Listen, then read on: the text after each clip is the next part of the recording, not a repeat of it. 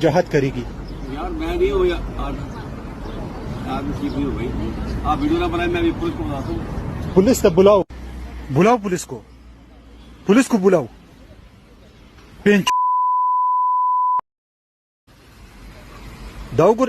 पाकिस्तान के साबिक army chief general Qamar Javed Bajwa की ये वीडियो, जो कि फ्रांस में उनकी फैमिली के साथ उनकी हॉलिडे के दौरान ये वाकया पेश आया है। ये वीडियो इस वक्त बहुत से लोग देख चुके होंगे। इस वीडियो का इब्तदाई हिस्सा तो उर्दू में है, लेकिन इसके बाद 2 मिनट वो शख्स जो इस वीडियो में जनरल बाजवा से मुखातिब है, वो पश्तो में कुछ बातें कर रहा है। ये वाकया कहां का है, इसमें क्या बातें हो रही हैं, मामला क्या है, माजरा क्या है, और वीडियो बनाने वाला और जनरल कमर जावेद बाजवा को नंगी गालियां देने वाला यह शख्स कौन है, इसके हवाले से मेरे पास बड़ी अहम तरीन तफसीलात हैं जो आपके सामने रखनी है।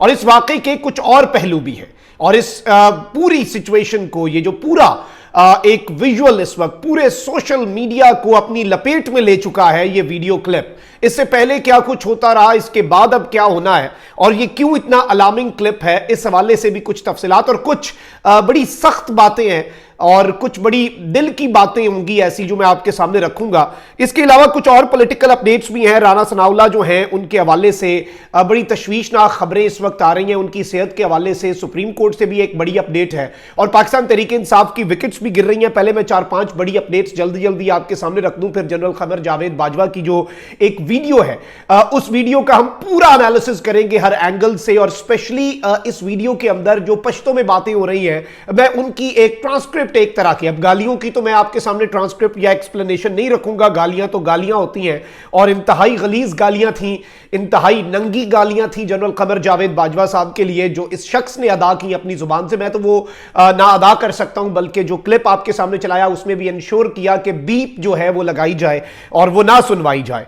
लेकिन अब यहां पर मैं आपको यह बता दूं कि इस वक्त सूरत हाल जो बन चुकी है, इस सब के अंदर बहुत से एंगल्स हैं। सबसे पहले मैं आपको यह बता दूं कि तहरीक इंसाफ की अभी भी मजीद विकेटें गिर रही हैं। अभी भी पाकिस्तान के अंदर जो एक पॉलिटिकल मेस क्रिएट हो चुका है, पाकिस्तान के अंदर एक सियासी गंद जो है जिसका आगाज हो चुका है, वो अभी भी उसी तरीके से, उसी जोरों शोर से जारी और सारी है।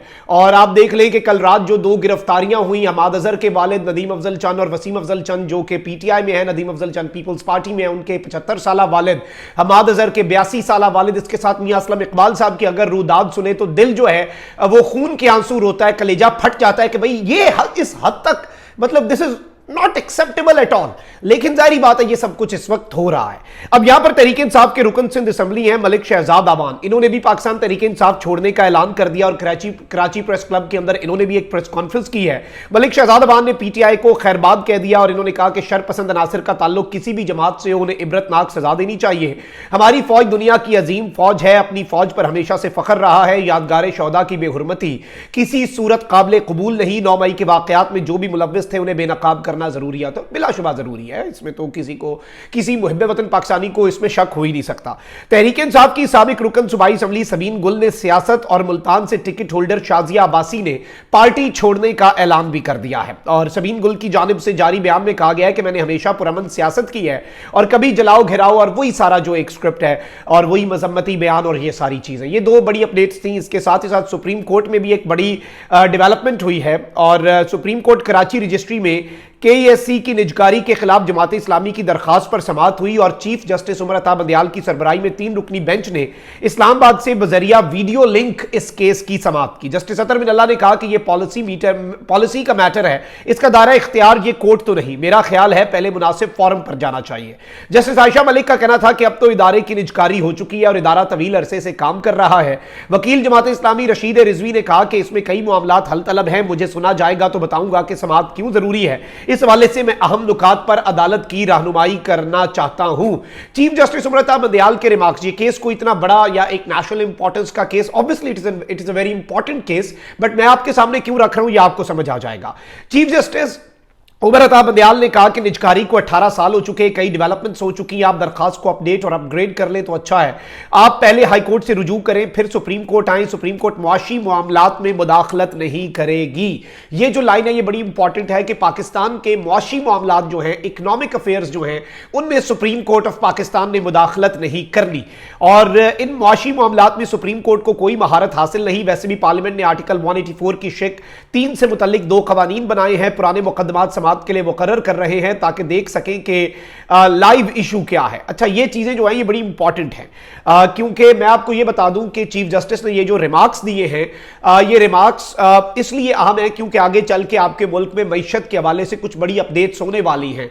और जाहिर बात है कि आपकी एक निगरान हुकूमत भी आनी है, और इस सब के अंदर अक्टूबर में इलेक्शंस होते हैं या नहीं, लेकिन निगरान हुकूमत आनी है, वो तवील होती है। एक हमने तवील निगरान हुकूमत देख ली जो कि अब खुद को निगरान हुकूमत भी कहलवाना पसंद नहीं करती, बल्कि ये पंजाब हुकूमत है और वजीर इत्तलात हैं और वजीर आला पंजाब हैं। इन्हें बड़ा बुरा लगता है और इन्होंने मना कर दिया हुआ है कि जी, और ये अनऑफिशियल तरीके से ही तकरीबन सहाफ़ी जो हमें बताते हैं, जो लाहौर बेस्ड हैं या फिर जो इन्हें रिपोर्ट कर रहे हैं, इनके बीट रिपोर्टर्स हैं या फिर मीडिया चैनल्स जो हैं, उन्हें ये हिदायत दी गई हैं। इवन इस तरह की हिदायत दी जा रही है कि हैरत होती है। परवेज इलाही साहब की रिपोर्टिंग के अंदर कहा गया है कि जी, साबिक वजीर आला पंजाब अब आइंदा से नहीं लिखना मीडिया ने, परवेज इलाही साहब के साथ सिर्फ मुस्लिम लीग पाकिस्तान तहरीक इंसाफ का सदर लिखना है। तो ये भी एक चीज है भाई, वो कैसे ओहदा उसके पास से जा सकता है? साबिक है, साबिक तो रहेगा, वो जो मर्जी हो जाए। इससे पहले भी रहा है, चले इस टर्म वाला आप ना माने, पहले भी तो रहे हैं वो वजीर आला पंजाब। तो ये चीजें मैं समझता हूं बड़ी अजीब सी है। जैसे अब मुझे कोई कहे कि भाई नवाज शरीफ को आपने साबिक वजीर आजम नहीं बुलाना, भाई कैसे ना बुलाऊं? वो अगर है साबिक वजीर आजम और उसे इस चीज से मुखातिब कर रहे हैं तो वो रहेगा। आसिफ अली जरदारी साबिक सदर रहेंगे, जनरल कमर जावेद बाजवा साबिक आर्मी चीफ रहेंगे।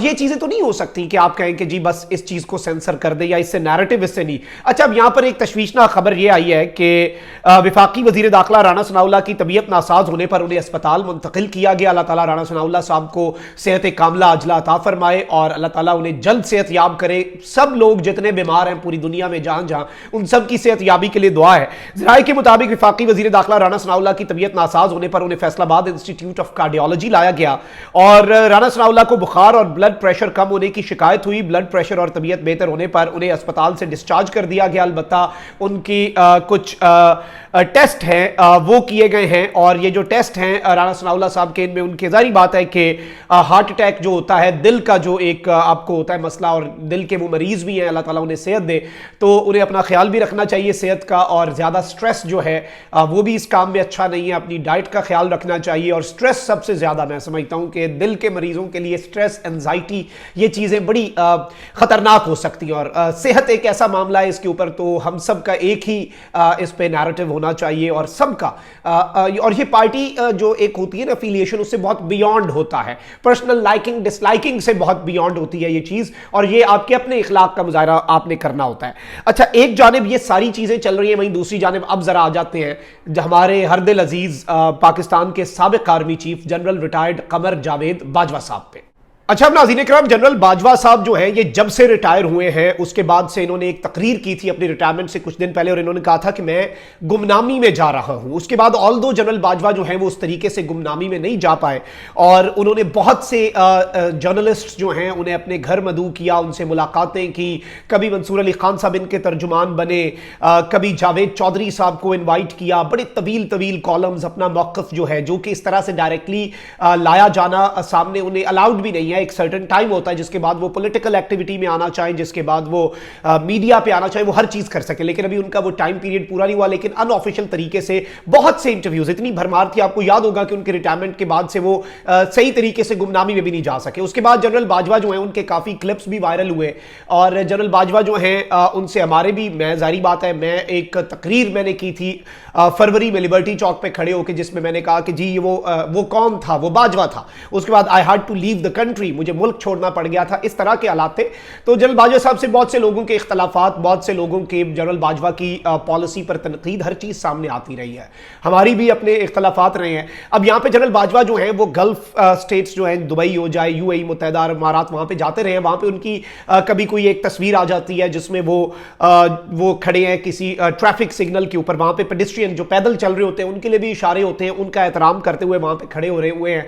कहीं पे वो किसी मजदूर से बात कर रहे हैं, कहीं पे वो किसी किसी मॉल में दूर से। अच्छा, गल्फ स्टेट्स यूएई वगैरह का एक ये फायदा है कि वहां पर लॉज जो हैं वो बड़े सख्त हैं, और वेस्ट जो है आपका मगरबी दुनिया जो है, चाहे यूरोप हो जाए, यूके हो जाए, अमेरिका हो जाए, वहां पे फ्रीडम ऑफ एक्सप्रेशन बहुत ज्यादा है।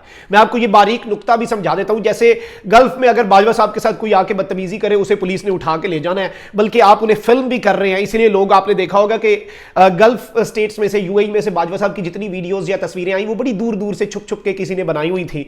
लेकिन यूरोप इससे बहुत मुख्तलिफ है। नवाज शरीफ साहब के साथ पिछले कुछ सालों से जो कुछ होता है, उनके बच्चों के साथ जो कुछ होता है, उनकी फैमिली, हसन हुसैन नवाज भी कहीं पे लोगों के हत्थे चढ़ जाए, मरीम औरंगजेब साहिबा भी हत्थे चढ़ी थी, तो वहां पे ये होता है कि आप फिजिकल नहीं हो सकते, आप किसी को हाथ नहीं लगा सकते। पब्लिक प्लेस है, पब्लिक स्पॉट है, आप वहां पे एक तो वीडियो बना सकते हैं, क्योंकि पब्लिक प्लेस में आप बना रहे हैं, सड़क है, जो भी है, मॉल है, व्हाटएवर इट इज, या तो अगर तो वो उधर लिखा हुआ है, रूल में है कि यहां पे नहीं बना सकते, फिर एक अलग चीज है। अब उसके अलावा दूसरा नुकता जो है बड़ा अहम, वो ये है कि वहां पे आप किसी को जुबानी जो मर्जी कहते रहे, उसके ऊपर कोई कानूनी आपके ऊपर कदगन नहीं लगती। ये एक उन मुल्कों का रूल है, और आप जब उस मुल्क में जा रहे होते हैं तो आप उस मुल्क के जारी बात है कवानीन को समझते हैं, तो आप वहां पे जा रहे होते हैं। जनरल कमर जावेद बाजवा साहब जो है ये अपनी फैमिली के साथ हॉलिडे पे है, और ये यूरोप के अंदर मौजूद है फिलहाल। फ्रांस बेसिकली यूरोप का मुल्क है, उसका एक शहर है एनएससी, और ये एक वहाँ पे कम्यून है। वहाँ पे जनरल बाजवा साहब, बड़ा प्यारा शहर है, वहाँ पे हॉलिडे इनकी साथ अहलिया जो है वो इस वीडियो के अंदर बड़ी वाज़े तौर पर देखी जा सकती हैं। इस वीडियो के अंदर एक शख्स जो है वो जनरल बाजवा को कहता है, कोई बात करता है, उसके बाद जनरल बाजवा कहते हैं, भाई मैं आर्मी चीफ हुई नहीं, मेरे से क्यों बात कर रहे हो, मैं मौजूदा आर्मी चीफ तो नहीं, उससे बात करो, आपको कोई मसला है अगर पॉलिसी का या जो भी है। उन्होंने कहा कि भाई ऐसी की तैसी, और मुझे पता है क्या है, और ये वो इधर उधर। बाजवा साहब ने कहा कि मैं पुलिस बुला लूंगा, उसने कहा बुलाओ पुलिस। उसके बाद उसने जो गालियां हैं, 2 गालियां दी, उसके बाद पश्तो में वो आदमी शुरू हो गया।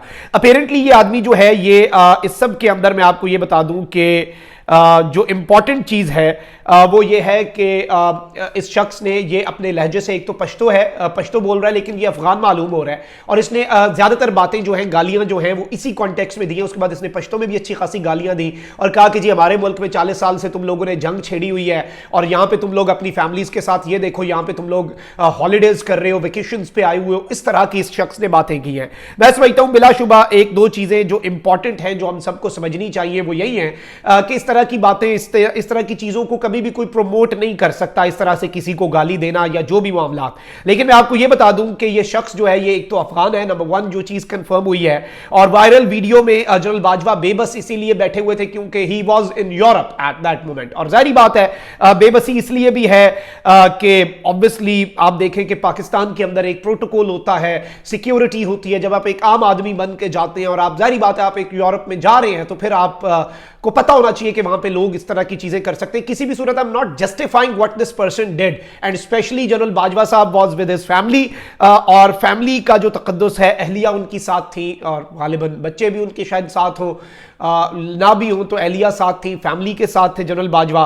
तो ये एक चीज जो है बदतमीजी और पश्तो जुबान में नाजेबा अल्फाज का जो इस्तेमाल हुआ है, और जाहिर बात है ऐसे वाकयात चाहे लंदन में हो, कहीं और हो, अपना करे पराया करे, सियासतदान के साथ हो या किसी के साथ भी, if someone is with the family और इस तरह से उन्हें आप करते हैं, तो फिर एक बैड टेस्ट ही क्रिएट होता है। और एज अ पाकिस्तानी मेरे लिए ये बड़ी एक अजीब सी चीज है कि मेरे मुल्क का एक साबिक आर्मी चीफ, जो कि नवंबर तक, अभी चंद महीने पहले तक, 6-7 महीने पहले तक वो पाकिस्तान के अंदर he was everything, literally everything, और अब आप देखें कि बेबसी और पाकिस्तान के चीफ को, साबिक चीफ को गालियां पड़ी हैं।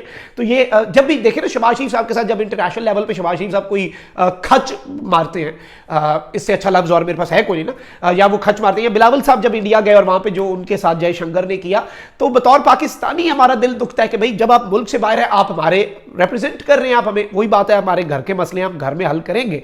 तो ये एक चीज थी, मैंने कहा चले इस वाकई की तमाम तफसीलात जो है जनरल बाजवा साहब के हवाले से जो है वो आपके सामने रख दूं। कमेंट सेक्शन में राय का इजहार जरूर करें। अपना बहुत ख्याल रखें। अल्लाह निगहबान। पाकिस्तान जिंदाबाद।